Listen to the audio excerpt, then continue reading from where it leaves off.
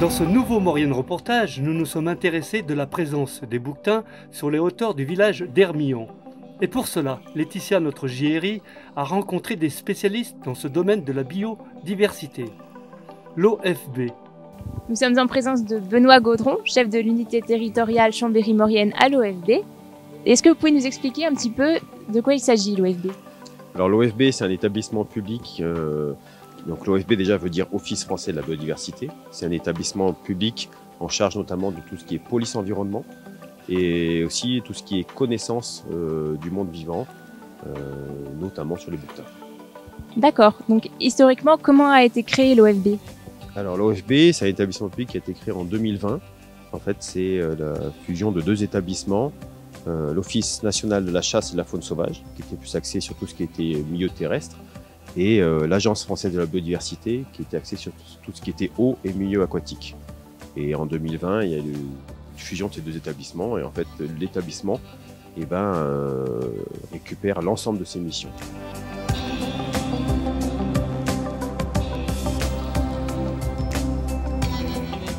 Marc Tronel, vous êtes technicien de l'environnement à l'OFB, ici sur le territoire de Maurienne. Et donc vous, vos missions concrètement sur le territoire, à quoi ça peut s'apparenter?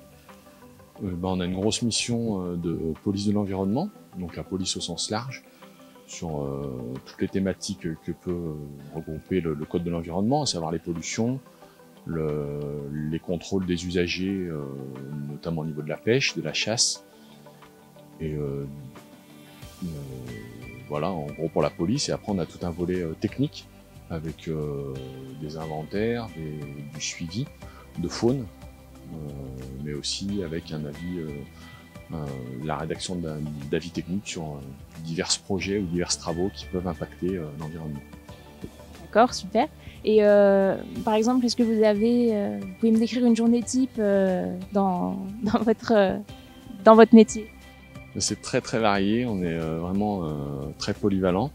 Donc on essaie de suivre un planning avec des missions bien définies, mais bien souvent c'est des missions qui se dessinent un peu au jour le jour en fonction des actualités, des appels qu'il peut y avoir au bureau, notamment au niveau des pollutions ou des signalements de choses diverses, comme par exemple un cadavre d'animaux à aller voir, expertiser, ou une pollution, donc quelque chose de très ponctuel.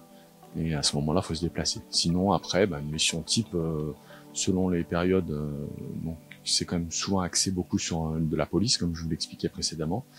Et donc, en fonction de la période, si la chasse est ouverte, ce sera plutôt axé sur la police de la chasse. On a aussi un volet sur tout ce qui est circulation des véhicules à moteur, notamment, et les impacts que cela peut avoir sur le milieu montagnard, comme ici.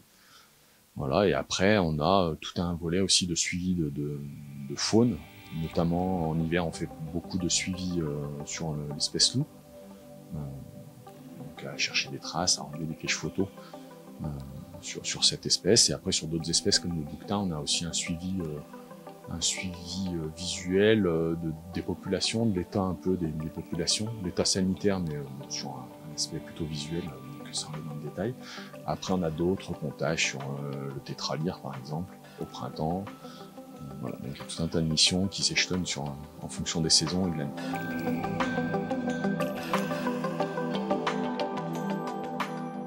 Carole Toigo, bonjour. Vous êtes chargée d'études et de recherche sur la biodémographie des ongulés de montagne. Et donc là, on est en train d'observer les bouquetins et je vois que vous utilisez beaucoup les jumelles. Est-ce qu'il y a d'autres moyens pour observer les bouquetins finalement? Bon, pas vraiment, on utilise beaucoup les jumelles et les longues vues. Mais comme vous l'avez vu là, c'est une espèce qui est facilement approchable et on n'a pas du tout besoin d'autres outils pour les observer. D'accord. Et donc facilement approchable, est-ce qu'il n'y a vraiment rien à craindre à s'approcher d'aussi près des bouquetins? Non, les bouquetins c'est une espèce sauvage quand même, donc leur première réaction, ça sera de fuir l'homme quand on arrive trop près. Après, il faut pas s'approcher des bouquetins quand même s'ils se laissent facilement approcher. Il y a quand même une zone de quiétude à respecter pour leur bien-être. Tout à l'heure, on parlait de l'âge des bouquetins. Il y a une technique bien spécifique pour estimer leur âge. Comment est-ce qu'on peut faire? Oui, bah avec les cornes, en fait, donc c'est des cornes, hein, c'est pas comme les cervidés, ça tombe pas chaque année, donc ça pousse chaque année. Et en hiver, comme il n'y a pas assez de ressources alimentaires, la croissance des cornes s'arrête. Et du coup, ça fait un sillon qui est très très visible sur la face arrière des cornes. Et de compter le nombre de sillons, ça nous donne l'âge très précisément. Là, on est voilà, sur un terrain un peu pentu pour pouvoir les approcher. C'est des animaux qui vivent essentiellement sur des terrains pentus. Est-ce qu'il y a une explication à ça? Bah alors, c'est un animal qui est vraiment très adapté aux rochers. Donc, c'est un grimpeur exceptionnel. Et sa zone refuge de prédilection, ce sont les falaises rocheuses très raides. C'est l'endroit où il va se réfugier quand il se sent en danger. Donc là, on les a vus sur un plateau herbeux très plat, ce qui peut paraître étonnant pour l'espèce, mais tout autour de nous, il y a des falaises très raides, rocheuses, dans lesquelles il peut se réfugier, et ça explique qu'il puisse venir sur ces zones plates et dégagées, parce que très rapidement, il pourra aller se mettre dans une zone refuge si jamais il y a un danger qui arrive. D'accord, donc un danger, on peut tout de suite penser à un prédateur. Quels sont les prédateurs principaux du bouquetin? Alors déjà, un danger, c'est pas forcément une prédation active, donc l'humain, déjà, quand on arrive trop près, ça va les faire fuir et aller se réfugier. Et puis maintenant, il y a le loup qui est là, même si le bouquetin n'est pas sa proie de prédilection, justement parce que il est gros, il peut se défendre et puis il va très facilement se réfugier.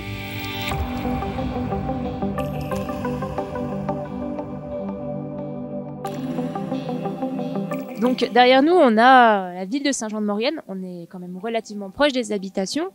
Est-ce qu'on peut aujourd'hui parler encore d'animal sauvage quand on parle du bouquetin, de les voir aussi près et aussi proche des habitations? Alors ça serait une grande question philosophique, mais oui, bien sûr. Donc là, ils sont près des habitations parce que le milieu est propice, hein, l'herbe vient de pousser. Dans la montagne, c'est encore tout grillé par la neige, même si on a eu peu cette année. Donc ils suivent la ressource. Et ok, on est près des habitations, mais on est quand même entouré de barres rocheuses dans lesquelles ils peuvent se réfugier facilement. Donc oui, la question de la naturalité en France, elle est vague. Mais oui, bien sûr, c'est encore un animal sauvage. Et donc dans Beldon, où on les suit précisément avec du marquage et des colliers GPS, on a une partie de nos études qui cherche à voir l'impact du dérangement touristique, du dérangement humain, donc par les trails, par les randonneurs sur les sentiers. Et même sur cet animal qui n'a pas peur de l'homme, qu'on peut approcher très facilement, on voit quand même une réponse très marquée des bouquetins dans la distance au sentier en fonction de la fréquentation touristique, donc en fonction des saisons et puis en fonction des heures de la journée. Donc oui, même si on peut l'approcher, si on a l'impression qu'on ne le dérange pas, on le dérange. Il y a une zone de quiétude qu'il a besoin de respecter, ou que nous avons besoin de respecter pour lui. Mais en tout cas, il y a une espèce de couloir de la peur qui est très prégnant. Donc là, on est plutôt sur une période de début de printemps où les gens vont recommencer à sortir et à se promener en nature. Et donc, on va forcément être amené à rencontrer des bouquetins. Est-ce qu'on peut donner un conseil aux gens pour ne pas déranger les bouquetins quand on en croise? Oui, c'est des conseils qui tombent sous le sens, hein, c'est de rester sur les sentiers, pas essayer de s'approcher pour prendre des belles photos. De toute façon, on sera suffisamment proche. Et puis surtout tenir les chiens en laisse pour éviter tout comportement de prédation par les chiens et de fuite forte par les bouquetins. Donc là, on rentre dans une période où on peut en croiser assez facilement. Je pense par exemple en plein été, on en croise plus difficilement. Où est-ce qu'ils vont et finalement, quel climat est-ce qu'ils recherchent? Oui, alors le bouquetin, il a un comportement saisonnier très très marqué. Donc là, effectivement, au printemps, il descend dans les fonds de vallée, il se regroupe en grands groupes en plus, donc ils sont très très visibles et très approchables. Ensuite, en été, ils montent en altitude, où ils peuvent même migrer très très loin. Ils ont vraiment des quartiers saisonniers très très très différents. Et en tout cas, ils montent en altitude à la fois pour suivre la ressource. Donc l'été, l'herbe est plus verte en haut. Et ils cherchent aussi beaucoup de refuges thermiques. C'est vraiment une espèce qui craint la chaleur et qui va du coup chercher un refuge thermique en haut, sur les crêtes ou dans les versants à l'ombre. Et effectivement, l'été, on les voit beaucoup, beaucoup moins, notamment dans la journée, parce que ils se reposent et ils vont se mettre dans des coins à l'ombre. C'est ce qu'on appelle la thermorégulation comportementale pour gérer les fortes chaleurs.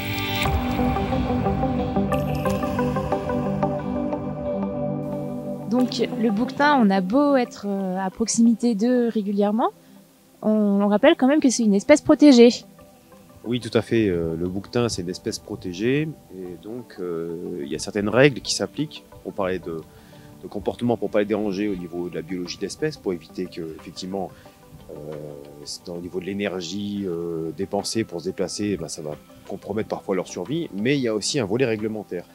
C'est-à-dire qu'une espèce protégée, bien sûr, on ne veut pas la chasser, mais également quand vous trouvez un cadavre d'animal, par exemple vous trouvez un bouquetin mort, vous n'avez pas le droit de déplacer le cadavre, vous n'avez pas le droit de prendre les cornes pour en faire un trophée. Tout ça constitue des infractions au niveau de la loi. Voilà, ce sont des délits pénaux. Et donc le réflexe à avoir quand vous trouvez soit un animal qui est moribond, qui est en mauvais état sanitaire, ou alors un cadavre de bouquetin, c'est contacter nos services, au service départemental de la Savoie.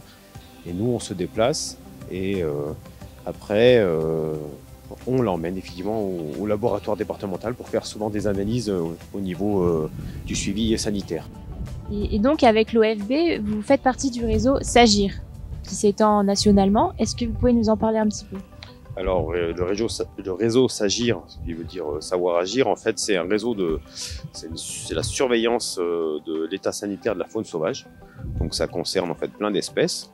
Donc, bouquetin, mais on connaît par exemple la grippe aviaire avec les oiseaux. Donc, voilà. Mais sur le bouquetin, on participe aussi. C'est pour ça qu'on récupère des cadavres et qu'on les fait analyser pour vérifier que la population locale n'est pas malade, déjà. Et pour s'assurer aussi que s'il a un bon état sanitaire, il y aura peut-être moins d'interaction avec la faune domestique. Quels sont les cycles de reproduction chez le bouquetin ?